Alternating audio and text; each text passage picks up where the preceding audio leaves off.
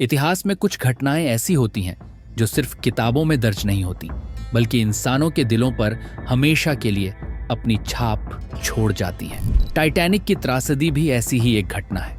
यह सिर्फ एक जहाज के डूबने की कहानी नहीं है, बल्कि यह इंसान के घमंड, किस्मत की क्रूरता और उस प्रेम की कहानी है जो मौत के सामने भी हार मानने को तैयार नहीं हुआ। एक ऐसा जहाज जिसे लोग ईश्वर से भी ज्यादा शक्तिशाली मान बैठे थे, और उसी जहाज पर जन्मी एक ऐसी प्रेम कहानी जिसने पूरी दुनिया को रुला दिया। आज हम आपको ले चलेंगे उस रात की ओर जब समुद्र शांत था, आसमान साफ था और इंसान को जरा भी अंदाजा नहीं था कि कुछ ही घंटों में इतिहास बदलने वाला है। 20वीं सदी की शुरुआत में पूरी दुनिया तकनीक और तरक्की के नशे में डूबी हुई थी। इंसान को लगने लगा था कि अब वह प्रकृति से भी ज्यादा ताकतवर हो गया है। इसी सोच का सबसे बड़ा उदाहरण था एक विशाल जहाज जिसका नाम रखा गया RMS टाइटैनिक। टाइटैनिक को उस समय का सबसे बड़ा, सबसे सुरक्षित और सबसे आधुनिक जहाज माना जाता था। इसे बनाने में दुनिया की सबसे उन्नत तकनीक का इस्तेमाल किया गया था। लोग गर्व से कहते थे कि यह जहाज इतना मजबूत है कि इसे भगवान भी नहीं डुबो सकते। यही विश्वास धीरे धीरे घमंड में बदल गया। 10 अप्रैल 1912 को टाइटैनिक ने इंग्लैंड के साउथहैम्पटन शहर से अपनी पहली यात्रा शुरू की। इसका लक्ष्य था अमेरिका का न्यूयॉर्क शहर। यह यात्रा सिर्फ समुद्र पार करने की नहीं थी, बल्कि हजारों लोगों के सपनों की यात्रा थी। कोई अपने परिवार के बेहतर भविष्य की तलाश में था, तो कोई दौलत और शोहरत की दुनिया में कदम रखने जा रहा था। जहाज के अंदर भी 2 अलग अलग संसार बसे हुए थे। ऊपरी हिस्से में अमीर लोग थे जिनके लिए शानदार कमरे, कीमती खाना और शाही सुविधाएं थी। वहीं निचले हिस्से में गरीब यात्री थे जो तंग कमरों में रहकर भी उम्मीदों से भरे हुए थे। टाइटैनिक की रफ्तार तेज थी। चेतावनियों के बावजूद जहाज को पूरी गति से चलाया जा रहा था। आसपास बर्फ के पहाड़ होने की खबरें मिल रही थी, लेकिन किसी ने उन्हें गंभीरता से नहीं लिया, क्योंकि सभी को अपनी मशीनों और अपनी ताकत पर अटूट भरोसा था। समुद्र उस रात बेहद शांत था। पानी आईने की तरह चमक रहा था। आसमान में तारे ऐसे लग रहे थे जैसे सब कुछ बिल्कुल सुरक्षित हो। लेकिन इसी शांति के पीछे एक भयानक सच छिपा हुआ था जिसे कोई देख नहीं पा रहा था। इसी जहाज पर सवार थी एक युवा लड़की, रोज, जो बाहर से अमीर और खुशहाल दिखती थी, लेकिन अंदर से टूट चुकी थी। उसकी जिंदगी फैसलों से बंधी हुई थी जो उसने खुद नहीं लिए थे। वह आजादी चाहती थी, सांस लेना चाहती थी। और उसी जहाज के निचले हिस्से में था एक नौजवान, जैक, जिसके पास पैसे नहीं थे, लेकिन सपनों की कोई कमी नहीं थी। वह खुलकर जीने वाला इंसान था जिसे हर पल से प्यार था। 2 अलग अलग दुनिया के ये 2 लोग अभी एक दूसरे से अनजान थे, लेकिन टाइटैनिक का यह सफर उनकी किस्मत को धीरे धीरे एक ही रास्ते पर ला रहा था। जहाज आगे बढ़ रहा था और समय चुपचाप एक ऐसी कहानी लिख रहा था जो आने वाले सालों तक दुनिया को रुलाने वाली थी। टाइटैनिक अपने पूरे वैभव के साथ समुद्र की छाती चीरता हुआ आगे बढ़ रहा था। जहाज के ऊपरी हिस्सों में संगीत गूंज रहा था, हंसी और शोर का माहौल था। अमीर यात्री अपने महंगे कपड़ों में सजे हुए, शराब के जाम उठाए इस यात्रा को एक उत्सव की तरह मना रहे थे। वहीं नीचे के हिस्सों में लोग सादगी के साथ बैठे अपने भविष्य के सपनों की बातें कर रहे थे। इसी जहाज पर रोज की जिंदगी बाहर से जितनी चमकदार दिखती थी, अंदर से उतनी ही बोझिल थी। उसकी सगाई कैल नाम के एक अमीर और घमंडी व्यक्ति से तय थी। कैल के लिए रोज एक इंसान नहीं, बल्कि उसकी संपत्ति थी। रोज मुस्कुराती जरूर थी, लेकिन वह मुस्कान उसके दिल की नहीं थी। उसका दम घुट रहा था। एक शाम जब जहाज समुद्र के बीचों बीच था, रोज अपने दुख और अकेलेपन से हार चुकी थी। वह जहाज के पिछले हिस्से में खड़ी होकर अंधेरे पानी को देख रही थी। ठंडी हवा उसके चेहरे से टकरा रही थी और उसकी आंखों में एक ही ख्याल था, सब कुछ खत्म कर देने का। उसी पल किस्मत ने हस्तक्षेप किया। नीचे के हिस्से से आया एक नौजवान जिसने रोज को देख लिया। वह था जैक। उसकी आंखों में डर नहीं, बल्कि जिज्ञासा और अपनापन था। जैक ने रोज से बात की, उसे रोका, समझाया। उसने कहा कि जिंदगी हर हाल में जीने लायक होती है, चाहे हालात कितने भी बुरे क्यों ना हो। जैक के शब्द साधारण थे, लेकिन सच्चे थे।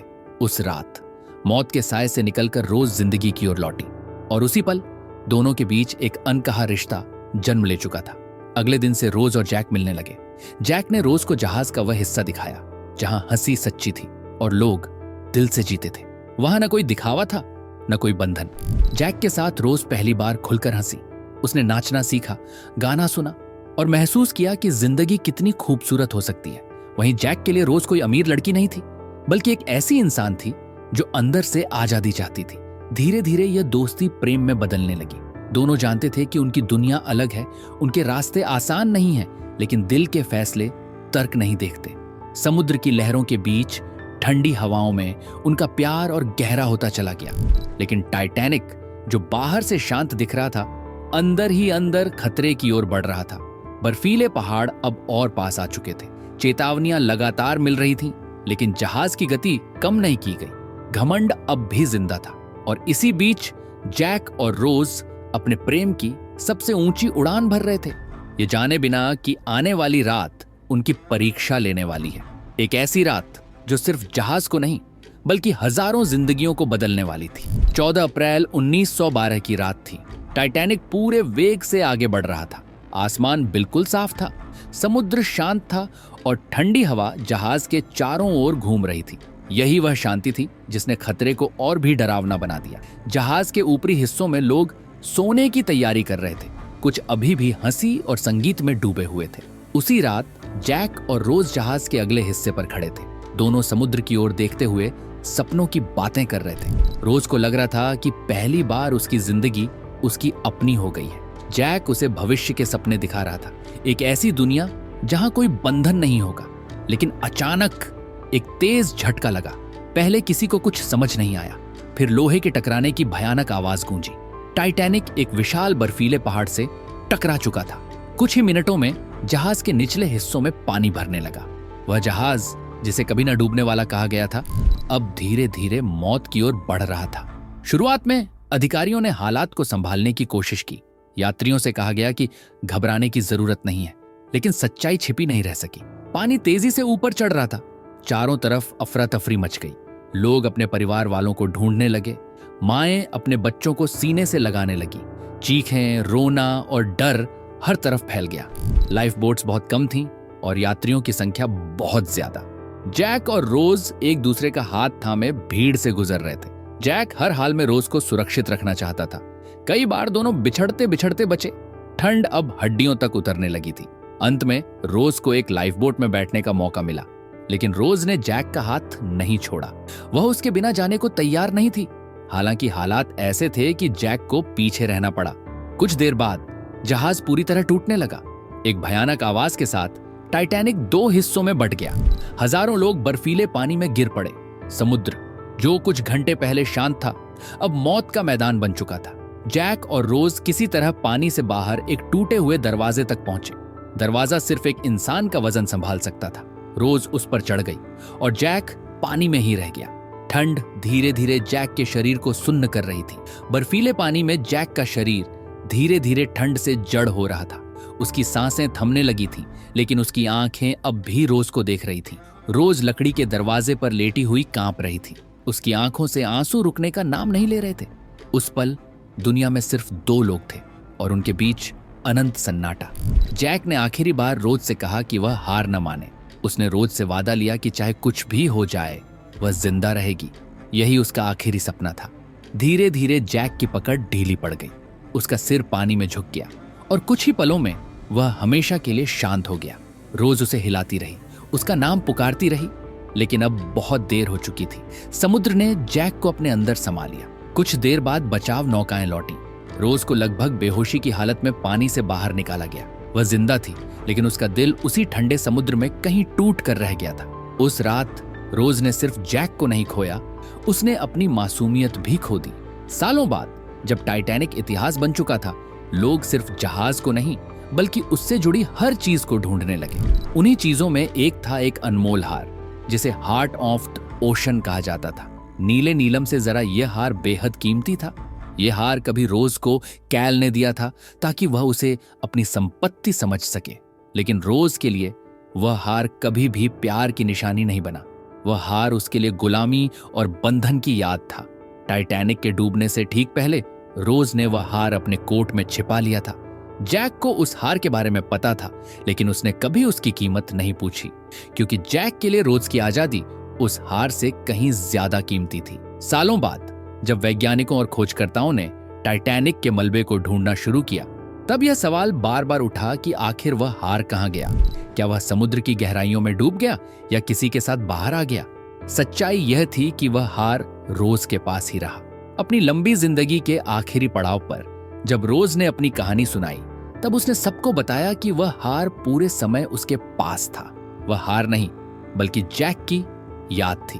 अपनी आखिरी सांसों के करीब रोज टाइटैनिक की यादों में लौट गई। उसने वह हार अपने हाथों में लिया, उसे देखा और फिर उसे समुद्र में वापस फेंक दिया। जहां से वह कहानी शुरू हुई थी, वहीं उसने उसे खत्म कर दिया। वह हार आज भी समुद्र की गहराइयों में कहीं छिपा हुआ है। लोग उसे दौलत के लिए ढूंढते हैं, लेकिन असल में वह हार प्रेम और कुर्बानी की निशानी है। टाइटैनिक डूब गया, जैक चला गया, लेकिन उनका प्यार और वह हार आज भी दुनिया को याद दिलाते हैं कि सच्चा प्रेम कभी नहीं डूबता। टाइटैनिक आज भी समुद्र की गहराइयों में खामोशी से सो रहा, लेकिन उसकी कहानी आज भी जिंदा है। एक जहाज जिसे कभी न डूबने वाला कहा गया था, वह डूब गया। दौलत, घमंड और ताकत सब समुद्र में समा गए, लेकिन जो चीज नहीं डूबी वह था जैक और रोज का प्रेम। वह प्रेम जो कुछ दिनों में जन्मा, कुछ घंटों में परखा गया और कुर्बानी बनकर हमेशा के लिए अमर हो गया। टाइटैनिक हमें यह सिखाता है कि इंसान चाहे जितनी भी तरक्की कर ले, प्रकृति से बड़ा कभी नहीं हो सकता। और प्रेम वह ताकत है जो डूबते जहाज में भी जिंदा रहता है। अगर आपको यह कहानी पसंद आई हो, अगर इस प्रेम ने आपके दिल को छुआ हो, तो वीडियो को लाइक जरूर करें और ऐसी ही सच्ची, ऐतिहासिक और भावनात्मक कहानियों के लिए हमारे चैनल को सब्सक्राइब करना ना भूलें। मिलते हैं अगली कहानी के साथ। तब तक याद रखिए, कुछ कहानियां कभी खत्म नहीं होती, वे बस यादों में जीती रहती हैं। दोस्तों, आपकी स्क्रीन पर 2 और वीडियो दिखाई दे रहे हैं। उन्हें देखने के लिए वीडियो पर क्लिक करें।